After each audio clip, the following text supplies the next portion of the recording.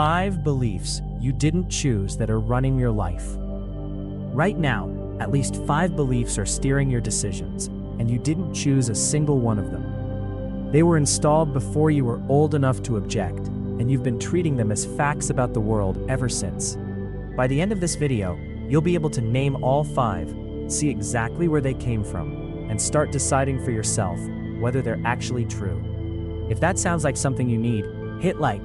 It helps this video reach more people who need to hear it. And subscribe, because we're just getting started. Let's get into it. The first belief is, rest has to be earned. Somewhere along the way, usually from a parent who was exhausted and proud of being exhausted, you absorbed the idea that stopping is only acceptable after you've suffered enough to deserve it.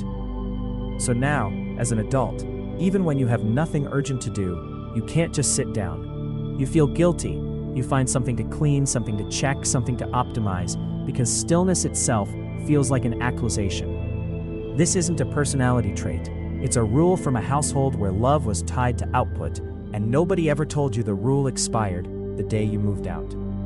The second belief is, if people are upset with me, I've done something wrong. This one usually comes from childhood environments where a parent's mood was unpredictable, and your job, without ever being told directly, was to manage it, to read the room, to smooth things over, to prevent the anger before it started. That skill kept you safe as a kid, but it turns into a trap as an adult, because now you flinch at anyone's disapproval, even when their disapproval has nothing to do with whether you actually did anything wrong. You start apologizing for things that don't need an apology. You start shrinking your opinions in rooms where you actually know more than everyone else. Epictetus drew a hard line here that's worth remembering. Other people's reactions are not within your control, and treating them as though they're a verdict on your character is a mistake you'll spend your whole life paying for. The third belief is, wanting more than what I have is greedy. This one usually comes from families where money was tight, or where ambition was quietly treated as arrogance. Don't get too big for your boots. Know your place. Be grateful for what you have. So now, even when you're perfectly capable of asking for a raise, charging what your work is worth, or building something bigger than what you currently have, something in you freezes and calls it being humble. It isn't humility. It's an old survival rule from a household that couldn't afford ambition, still running the show in a life that can. The fourth belief is, if I'm not the best, there's no point trying. This one usually traces back to a specific moment. A teacher, a parent, a coach, who praised results instead of effort, who made love or approval conditional on winning. So you learned early that trying and failing was more dangerous than not trying at all. Because trying and failing got noticed, and not trying just got explained away. As an adult, this shows up as never starting things you're not already good at, never taking the class, never posting the video, never having the hard conversation, because if you're not going to do it perfectly, some old part of you insists it's safer not to do it at all. Carl Jung would call this part of you the persona, a mask built to be acceptable to a specific audience, worn so long it started to feel like your real face. The fifth belief is, I have to have it all figured out before I'm allowed to change direction. This is maybe the most common one, and the most quietly devastating, because it keeps people stuck in careers, relationships, and cities they outgrew years ago. It usually comes from a culture, not just a parent. A broader message that a good, stable, responsible life follows a straight line, and changing course means something went wrong. So you stay. You wait for certainty that's never going to arrive, because certainty was never actually the requirement. It was just the excuse the fear needed to sound reasonable. Now, here's the part most people get wrong once they notice a belief like this. They think naming it is the same as fixing it. It isn't. You can know intellectually that your mother's anxiety about money isn't your anxiety, and still feel your stomach drop every time you consider spending on something meaningful. That gap between knowing a belief isn't yours and actually feeling free of it is where most people give up, because they mistake the belief's persistence as proof the insight was wrong. It wasn't wrong. Beliefs like these don't leave the moment you spot them. They leave when you stop obeying them over and over, until obedience stops being automatic. This is where Viktor Frankl becomes genuinely useful, because he discovered something remarkable under the worst possible conditions. Surviving Nazi concentration camps, having lost nearly everyone he loved.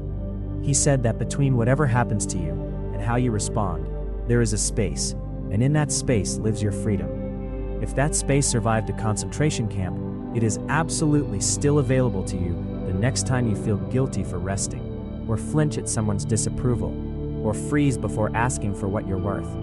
The belief will show up, the old feeling will show up, but you get to choose in that small space whether you follow it or not. So here's how you actually use all this. Go back through the 5 beliefs I just named. Which ones landed? Not which ones sound smart or self-aware to admit.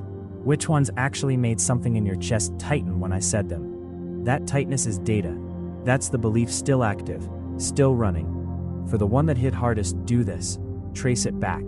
Ask yourself, specifically, who taught me this? Not vaguely, specifically. Was it a parent's mood you had to manage? A teacher who only praised results? A culture that treated ambition as arrogance? You'll usually find the source faster than you expect, because these beliefs are rarely mysterious once you actually stop and ask, instead of letting the thought pass by unquestioned. Then, ask the only question that actually matters. Is this still true, or was it just true in that house, with that person, at that time? A belief that only makes sense inside your childhood home isn't a fact about the world. It's a rule from a place you don't live in anymore. And here's the part I want you to really hold on to. Updating one of these beliefs isn't a betrayal of the people who gave it to you. Most of them were doing their best with what they had, trying to protect you using the only tools available to them. You can appreciate the intention and still set down the conclusion. You're allowed to hold both. Marcus Aurelius, ruling an empire, wrote to himself constantly to fight exactly this pull, the pull of other people's expectations, other people's fear, other people's version of what he was supposed to be. He kept coming back to one question: what does reason actually ask of me right now? Not what would look right, not what would please everyone watching. He had to ask it daily, sometimes hourly. That's not a sign he failed at self-mastery. That's just what the practice actually looks like.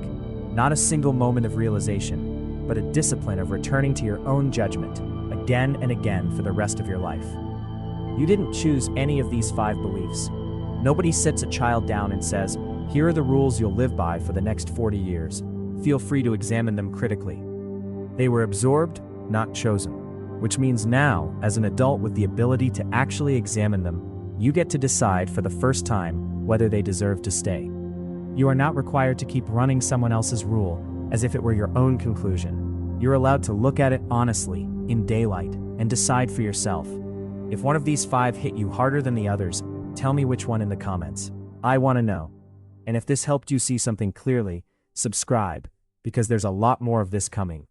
Question everything.